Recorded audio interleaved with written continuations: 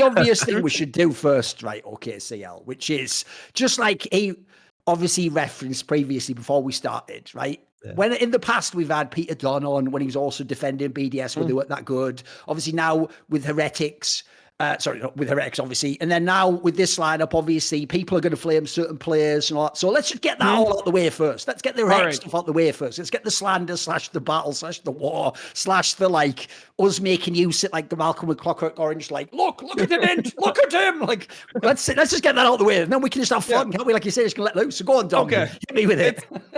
It's time. Okay, so you know me. You've watched the show. I am an Evie hater. I am a public Evie hater. I am quote retweeting and hating on him. I am posting tweets of his entire match history, all of his deaths, flaming him. I'm calling out random deaths. I'm retweeting my friends that are calling him an animal. So like I am just a full Evie hater, and it's for multiple reasons. Number one, I'm just generally against imports that are not above the average level of the league. I don't think that they make any sense, especially for a team like Heretics. When you started the split, or when you started the year, I mean, you guys had 2 import slots, so ideally those import slots should be used for players that are better than the average level of the region. And by him occupying one of those spots, that means you can't make him upgrade somewhere else. So for example, when Mercer was struggling, I was saying like, oh, well, if you have Evie like on the team, that means you can't get an import replacement for Mercer or something like that. So I've generally been against imports, and I just think that he just seems unaware, and I don't see a trajectory of improvement that's possible, as well as the fact that he'll be able to massively change being somebody who's played League for 10 years competitively. So that's essentially my take on Evie. I flame him every stream. I flame him on this show every show. I had a show yesterday, Power Spike, on the same network. I flamed him there too. So what am I not seeing? What is wrong with me? Why do I just flame Evie all the time and he remains with a spot in the LEC? I mean, not really answer the last part, but just give us your take on Evie. I mean, you wanted me to set it up. What the fuck you want out of me? Like, why have you not fired him? Why have you not fired him? Tell me. Like, I mean, when you talk about like bad games, a lot of them are from the top side, right? Like Evie had some horrific games, that's for sure. And I'm not. I mean, some of the things that he did on these official games were like for sure very questionable. I mean, you have to realize when we started off the split, especially like Ruby and Ebby and these guys, is that some sort of emergency alarm or something? Yeah, I'm sorry. I actually have to be right back. I'm really sorry. All right. Well, here's the thing. We'll just talk while he's out there, right? Obviously, what happened there is, I mean, that's probably the best response. This is the most reasonable thing I've heard from a coach about Evie so far. Like Ebby just like pulled the fire alarm and he was like, you know what, I've got to get out of this shit. Like he's about to reveal all the horrific insights. What is he doing? Well, he's done. I'll just say a joke because it doesn't matter if he's here for this. I actually saw Ebby do a tweet, and this is how you know I actually do feel slightly more bad for players when they're speaking in a second language and they come to a region and I know they're getting flamed. Like I'll banter with some players on Twitter, but in general, if I don't know them, or like I say, it's more of a special circumstance, I don't want to be like too mean to them. So I didn't reply to him with this because I thought it's just too BM because he does follow me and it would just be a direct reply. But you probably saw that LEC did that stupid feature where they were like, make a team with $10, $1, $2, $3, and they put Yankos as $1, right? €1, sorry, right? And so Evie made the tweet where he said, tomorrow, €1 will beat €5. And he meant like the €1 jungler Yankos will beat like some of the €5 players. Because he said €1 will beat €5, I wanted to just say, mate, I'm pretty sure I already saw that last split.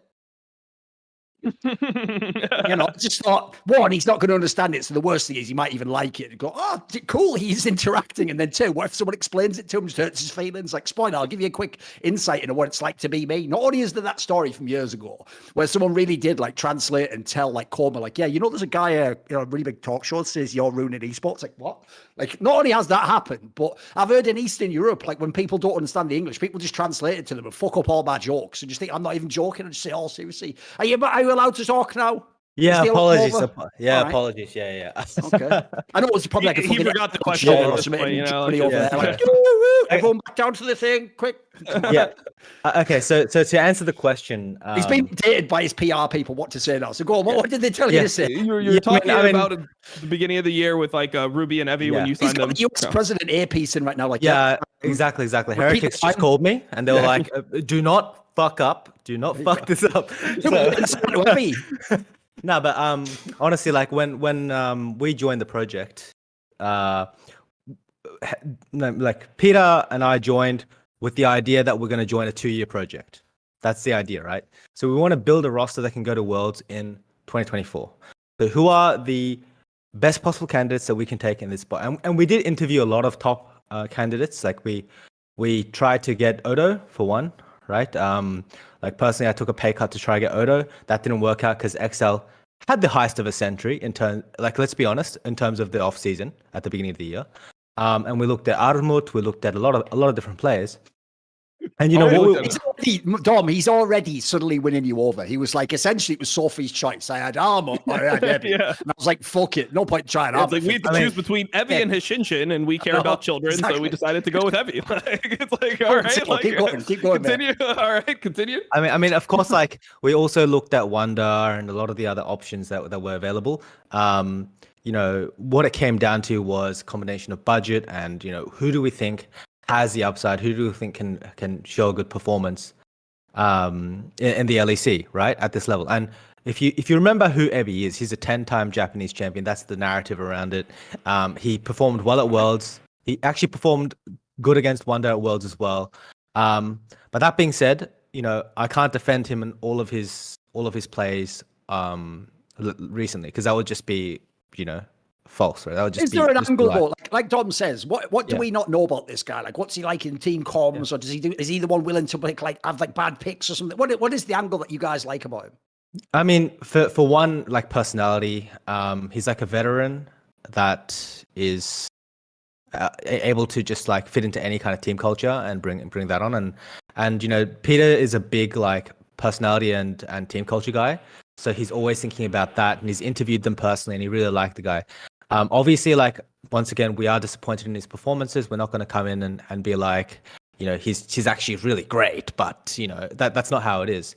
But what I will say is that some of the difficulties that we've been facing are we had a certain idea on how we wanted to use this guy, and and then what ended up happening was the meta shifted, and the way that we had to play shifted as well, which included playing heavily toward the bot side. He wasn't traditionally like a great weak side player in Japan. He was the guy that would get 2,500 gold difference every 15 minutes. You know, he was the guy that would stomp lane. He was the guy that would shock hole in his teams.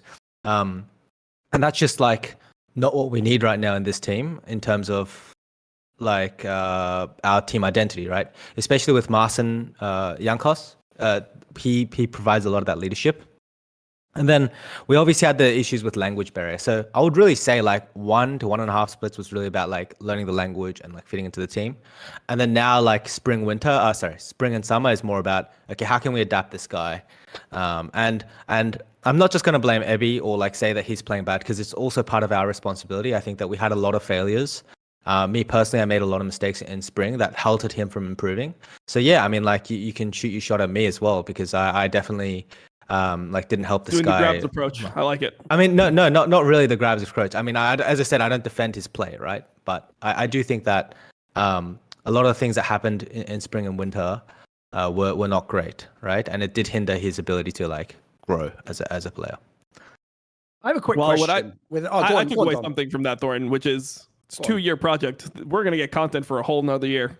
Oh, what I love about that is that's actually why in some ways I do love Peter Dunn, because he is actually a man of integrity. Spoiler, people might have inferred that he wasn't himself maybe happy about what the Evil Geniuses stuff was last year. So all I'll say is this. Normally the way you get the gig at an org with money is you come in and you go, I'll promise you the world. In fact, I'll promise you worlds, that you'll get to worlds. Maybe we'll be even in the split finals. We might win one of these motherfuckers. You know, we stick around. No, he just comes in, Dom, and he is so rational and reasonable. He's like, right, I need 2 years, and then we might be able to get top 4. Like all right, it's like fair play to him. He's not selling you false expectation. And I will say, to be fair, if you look at the Heretics team with all lineups, dude, they have overperformed. They're not last place. They're not the teams fucking getting eliminated 1 to 9 or 1 to 8 or whatever. They actually do overperform, and they're always in a bunch of the games. So I do think Peter Dunn is a fucking stud coach.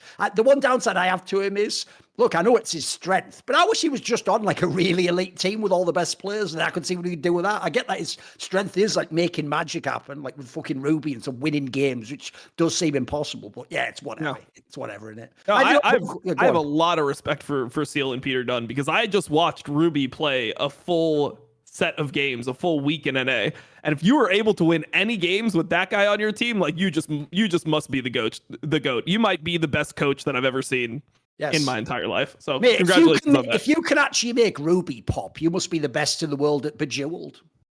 Right. Anyway, so that's the sort of material you just get for free here. So yeah, not even canned material. Right. I do have one quick question though, which is, look, without ruining it for everyone, because maybe this is the quiet part I'm saying out loud. How does he just keep getting Cassandra all the time? Like, what's going on with that? I mean, the narrative is pretty simple, right? I mean, I think that Ebby's aware of it, and you know, you'd be kind of blind and deaf to not realize. But people don't really respect Ebby as a player. As in the other teams. I mean, like at least in pick ban, you can see that, right? And so we get a lot of the champions that we want. That being said, I mean, this is something that maybe we might look into for the playoffs, right? So some of the most important things to do inside a team game is, like outside of solo queue, is balancing resources. And at the moment, what I can say is we have put Ebby in a position where, you know, he is really having to play alone. Like we're putting all our eggs in one basket. We just like bot lane and mid, we play through there. We play from mid into bot, and let's just see how it happens. And so, you know, perhaps even when we should be on top side with champions like Renekton, we're not. Right. And this leads to, you know, enemy team possibly contesting us on Herald, or us misplaying around the map, or him having to 1v2 in many times where he shouldn't. And, you know, as a team, you know, once again, I'm going to try and enjoy myself and speak directly here. We definitely did have a lot of like fraudulent wins, right? Vitality.